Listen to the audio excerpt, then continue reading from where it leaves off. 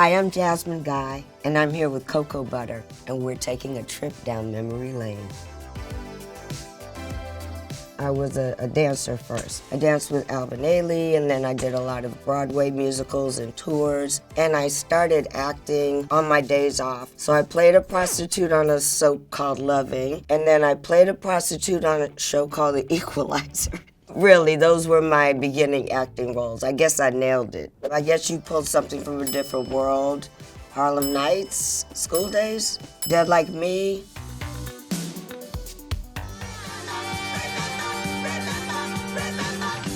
There I go. That made me feel really good. It was an 8-hour audition in New York. Some of the fiercest dancers I had ever seen. I was like, what? We had to do everything, point, jazz, African, but I was determined. So when I got there, I was like, I knew it. This is my calling.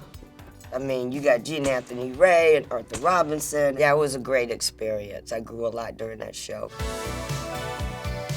Sing, Tisha. Ooh. I wanna let you know I'm not just for show. Either you let me go or give me love, love, love. You gotta understand the reasons why I wanna try to make things right. 'Cause I wanna be loved tonight. Filming the movie was as exciting and fun as it looks because it was a lot of our first movie. A lot of us came from theater. A lot of the dancers in this I already knew, I'd already worked with, but we were green. Tisha had just done Little Shop of Horrors, and then she got this movie. So I think she was like 18. But she's fierce, you know, she was a joy to work with as well. My name is Dominique LaRue, Mr. Quick. Charmed to make your acquaintance. LaRue, that's a French name, right? Creole. Born and raised in Louisiana. Is that right? Tommy Smalls, Sugar Ray. That was the first thing we shot. The only other movie I had done was School Days, and that was his first movie, period. We were trying to act like we weren't nervous. I said we should have told each other that we were nervous. The other thing about Tommy Ford, every time he acts, he's called Tommy. He's called Tommy in the movie. He's called Tommy on Martin, I think. I was like, dang, they don't know that you can play other names other than the one your mom gave you. I was thrilled, but I had all my scenes with Eddie. And I said, I can't be in a movie with Richard Pryor, Red Fox, and Della Reese and not see them. So I came to work on a day I wasn't working so I could see them. And I went by their trailers, and it was exciting. You know, those are some of my heroes. And working with Eddie was a joy. Professor, you fit in here. I don't. I think I should go. Will, I want you to stay. Look, I didn't always fit in, and let me tell you both Let me something. tell you something.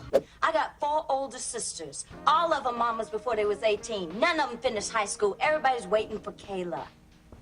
I'm the last chance for the whole damn family.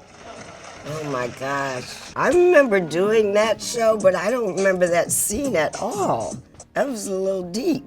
I just remember mama jokes because all week people were giving me mama jokes to throw at Will. I have a plethora of mama jokes. Some of them I couldn't do on TV. Relax, relate, release. That's the one I hear the most. Little kids that weren't even born yet have watched that show, you know. The access to the show is different too. I wouldn't have been able to foresee that you could binge a whole season in order. But seeing it in order, I think, is the best way to see it chronologically, because you can actually see us grow up.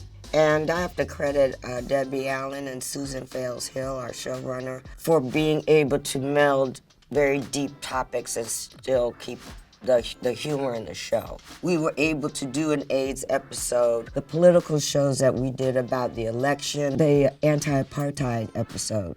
Because at that age, when you're in college, you're also becoming politically aware.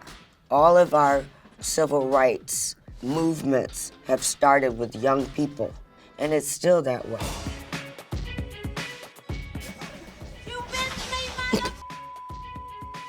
It's been a f***ed up week. In that moment, I understood Roxy more than I ever did before. I loved the role of Roxy on Dead Like Me because that character is closer to my real personality. A lot of times I didn't really feel like I was acting, and I was comfortable. I didn't have to wear heels, cuss people out if I felt like it, you know. She was a tough little bitch. She was fun to play, I gotta say. It was empowering to be Roxy. Oh my gosh, this is a fight.